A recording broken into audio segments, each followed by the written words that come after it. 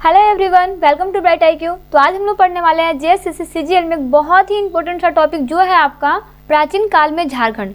प्राचीन काल में झारखंड को बेसिकली 4 पार्टों में बांटा गया। तो सबसे पहले हम लोग को 4 पार्टों को देखते हैं। जैसे फर्स्ट पार्ट में आपका है मौर्य काल, सेकंड में है मौर्योत्तर काल, थर्ड में है गुप्त काल और फोर्थ में है आपका गुप्तोत्तर काल। तो सबसे पहले हम लोग मौर्य काल के बारे में समझते हैं। तो अगर मौर्य काल की बात की जाए तो बेसिकली अगर इसको हम लोग डिफाइन करें तो मौर्य काल जो था वो मगध से दक्षिण भारत की ओर जाने वाले व्यापारिक मार्ग झारखंड से होकर जाती थी। अतः मौर्यकालीन झारखंड का अपना राजनीतिक, आर्थिक और सामाजिक महत्व था। तो बेसिकली यहाँ पे क्वेश्चन ये है कि मौर्यकालीन झारखंड का अपना राजनीतिक, आर्थिक और सामाजिक महत्व क्यों था? क्योंकि मगध से दक्षिण भारत की ओर जाने वाली व्यापारिक मार्ग जो थी वो झारखंड से होकर जाती थी। इसी के कारण इसका झारखंड में अपना राजनीतिक, आर्थिक और सामाजिक महत्व था।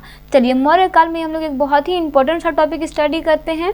टॉपिक है आपका कौटिल्य का अर्थशास्त्र। तो हम लोग समझते हैं कौटिल्य के अर्थशास्त्र के बारे में, क्योंकि ये आपका एग्जाम पॉइंट ऑफ व्यू से बहुत ही ज़्यादा इंपॉर्टेंट है। तो इसमें हम लोग कुछ इंपॉर्टेंट पॉइंट को देखते हैं। जैसे कौटिल्य के अर्थशास्त्र में इस क्षेत्र को, किस क्षेत्र को? झारखंड क्षेत्र को कुकुट देश नाम इंगित किया गया। तो आप याद रखिएगा कि कौटिल्य के अर्थशास्त्र में झारखंड को किस नाम से इंगित किया गया? तो वहाँ पे इसे कुकुट या फिर कुकुट देश के नाम से इंगित किया गया। चलिए, इसी का दूसरा पॉइंट देखते हैं। इसका सेकंड पॉइंट है आपका कि कौटिल्य के अनुसार कुकुट देश में गणतंत्रात्मक शासन प्रणाली थी।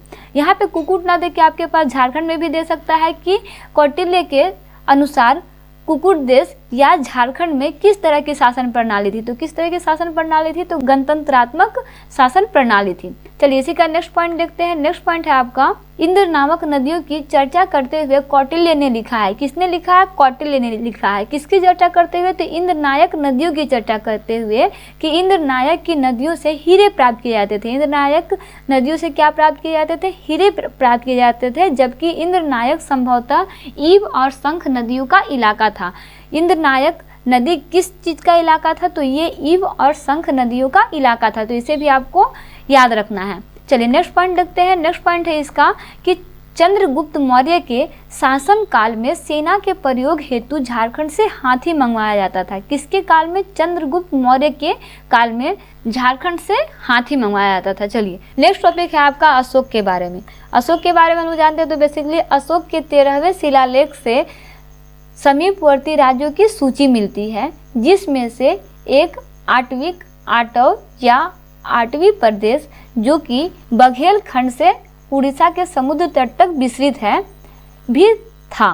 मतलब क्या है इसका मतलब? कि अशोक के 13वें शिलालेख से समीपवर्ती राज्यों की सूची मिलती है। तो आप यहाँ पे क्वेश्चन ये आता है कि समीपवर्ती राज्यों की सूची किससे मिलती है? तो अशोक के 13वें शिलालेख से मिलती है, जिसमें से एक आठवीं, जिसे हम लोग आठव भी बोल सकते हैं या आठवीं भी बोल सकते हैं, प्रदेश भी शामिल था। तो इसके सूची में क्या शामिल था? तो इसके सूची में ये प्रदेश शामिल था जिसे आठवीं प्रदेश बोलते हैं, आठव बोलते हैं या फिर आठवीं बोलते हैं। ठीक है।